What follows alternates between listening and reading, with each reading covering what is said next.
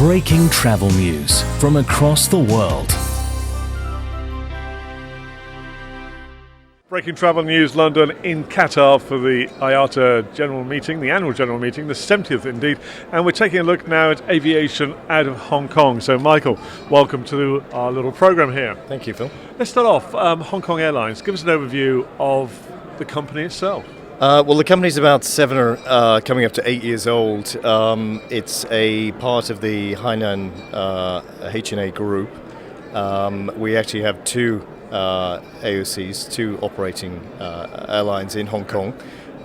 Late last year, we spun off HK Express to be Hong Kong's first LCC. So that's exciting. They're growing at quite a rate.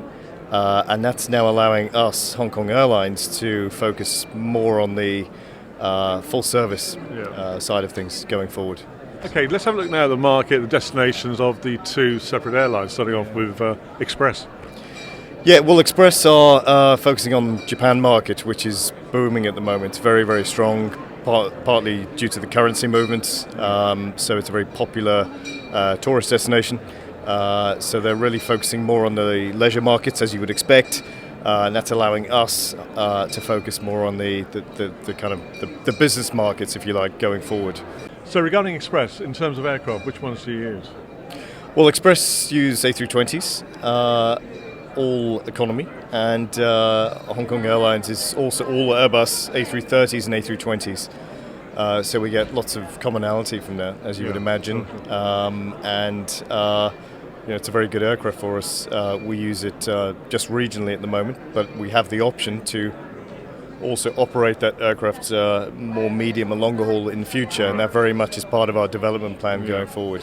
Yeah. Okay, so moving from Hong Kong Express, in terms of development destinations for your sister airline, I suppose? For Hong Kong Airlines, yeah, as I say, so it's more of a focus on more business-oriented destinations. So we are a network airline. But we have a very good balance of customers. We have about a third of our customers are from Hong Kong, a third are coming into Hong Kong, and about the other third are connecting through Hong Kong and our network. So we're very well balanced. But to date, as I say, been growing at about 35%. Compound growth per annum. It's massive growth. Sure. To date, as a result, we've really very much focused on China, the China growth story. You've got 5 million Chinese per month coming into Hong Kong at the moment. 4 million of those are staying at least one night. So we're very much focused on the China market, or have been to date, for Hong Kong tourism. But as we develop now going forward, it's very much going to be a matter of expanding the network to allow better connectivity flows. I can understand the focus on China, because of your location, where you're based, for example. But here at the IATA AGM today, talk about the China factor and the reliance on China. Yeah. Would you agree that perhaps too much reliance is made on China?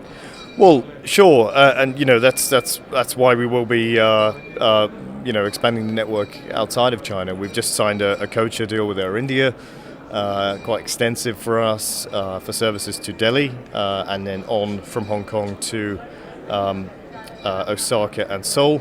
We are expanding the network the whole time, and we are looking at destinations outside of China,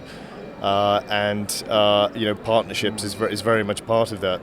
Well, we're talking here in Doha in the Middle East, so what are the prospects of perhaps having a partnership or expanding into this part of the world? Yeah, sure. I mean, it's clearly everyone's front of mind at the moment. I mean, it's come from nowhere 10 years ago to be the dominant kind of focus of the industry, and it's difficult to ignore. Middle Eastern airlines, they're all run very, very well, and Turkish. I would count Turkish in that as well. Slightly different geography, but very similar model, similar geographic benefits. So, I certainly wouldn't exclude the prospect. And regarding this annual general meeting, what's been capturing your attention, your ears, your eyes in terms of messages going around within the industry itself?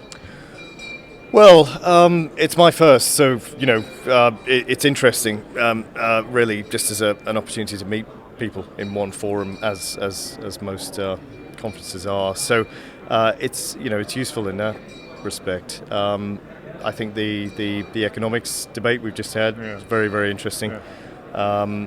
Some good, some bad. Sure.